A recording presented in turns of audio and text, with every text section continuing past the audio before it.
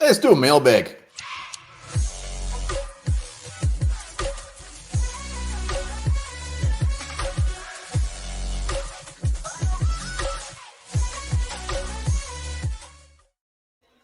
Welcome back to Onebar and Lupagus Show. I'm Onebar with Lupagus. It's mailbag time. It is. You guys asked, and we are going to answer. But before we do, be sure to subscribe to the channel, like, comment, and become a YouTube member.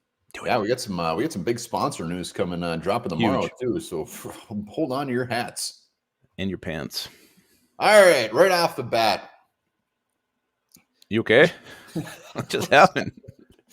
Would you be okay with Alexander Mattison getting the lion's share of carries, or would you be okay with running back by committee? That way we get to see the other backs have the offer.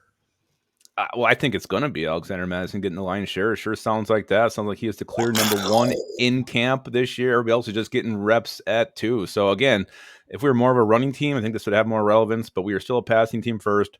And when we do run the ball, I think old number 2 is going to get the first chance and most of the chances to do that. I think we're going to see a little bit different this year. I think we're going to see a lot more running than we have in the past. And I think that will obviously be Alexander Mattison. I'm fine with Mattison being the man and then Chandler. That's it. Somebody goes down and get somebody else in there. But little sprinkles of Chandler, Mattison, get his tough 80 to 105 yards a game. Hell yes. And we've seen it. I mean, as much as we may not want to happen, C.J. Ham will be worked in. He will be worked in. Maybe. Whether it's a goal line carry, a jet sweep, a bomb, C.J. Ham will get his. We'll see some C.J. Ham, hopefully mostly on special teams. Next up, what part of our defense should we focus on fixing now? D-line question mark? So is he assuming that or she that we fixed a part of this defense already? I think he's assuming that we've put some effort into a lot of positions, maybe D-line not being one of them.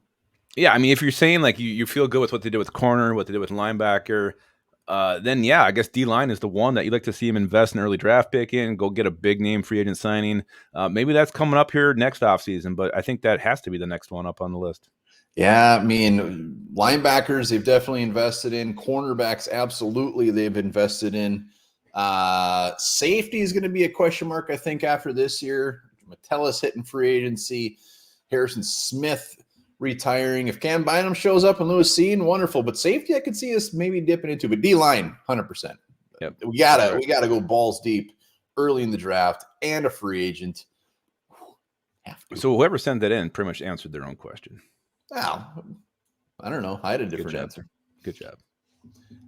Danielle just resigns for $20 million. The Vikings had, I think, 18 in cap space. What's this mean for Big Cockinson extension? Does it make it harder? Big cock getting harder. I'll let you start with that one. I don't know if that was a misspelling. I don't think so, knowing our fan base. But no, this doesn't affect that at all. I think they can spread it out, Hunter, with the void years. And I think there's still some restructures that can do Brian O'Neill, everything like that. So I don't think that they wouldn't have done it if they wouldn't have had some plan to get these guys.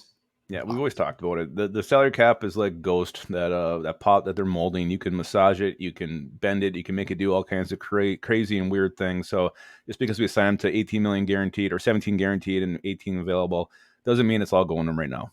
Yeah, those are all things that you also do to your pee-pee. All right, draft talk here. It just says draft Johnny Wilson, FSU wide receiver in next year's draft. 6'7", decent speed, jumps like a deer. 6'7" wide receiver. Holy shit!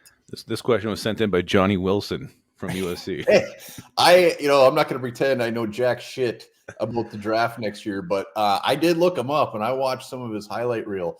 This guy is a monster. I think he's projected like a day 2 pick right now. First draft crush already in July. You got it with Johnny Wilson. Yeah, I mean, you look at really the needs of this team. Receiver doesn't jump out to you as one that's immediately pressing, but you think about what could happen if KJ Osborne goes in free agency.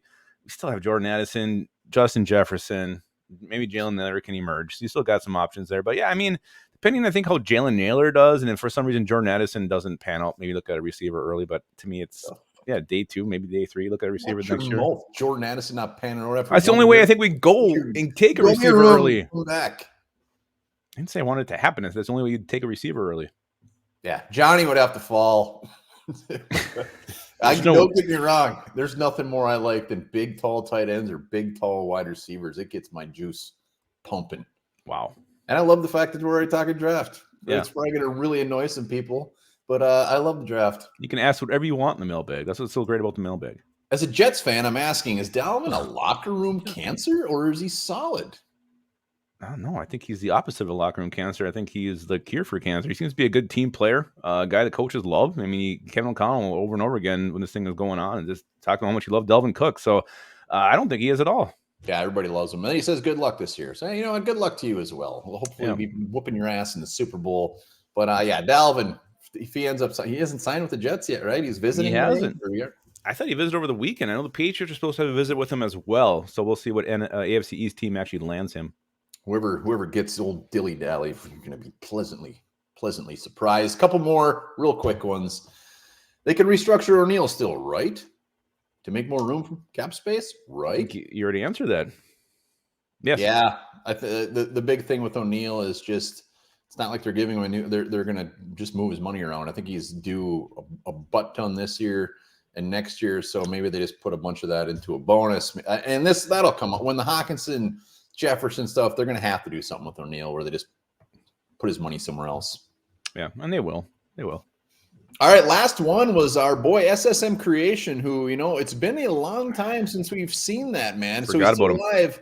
Also, he has a new profile picture. He's like in a suit. He looks very distinguished. I feel like he's working his way up at some sort of bank. Wow. Does he have a question, or are we just talking about SSM Creation? He did. Easy and quick to the point. Will Danielle Hunter be a Viking in 2024? I don't think so. I think if that would have happened, they would have made a long-term deal now. Again, he'll be, 29, almost 30 at the end of this contract. So, I think his time with Purple's done. I think he'll get a big payday with somebody else next year.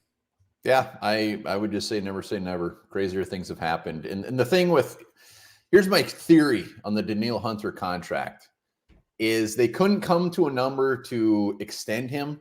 So Danielle Hunter's like, screw it. I want 1 year then. I want X amount. Because he wants to make a ton next year, whether that's the Vikings or not. I don't think it was like, I'm just going to play this out and screw you guys.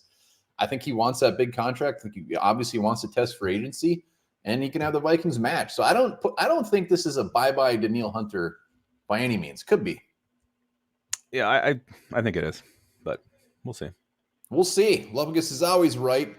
Comments below what you think on the old mailbag, and we'll be back later talking Nuggets. And if you want to send me over that picture of SSM, that would be great. Love to see how distinguished he is. All right. Taking the time to say that.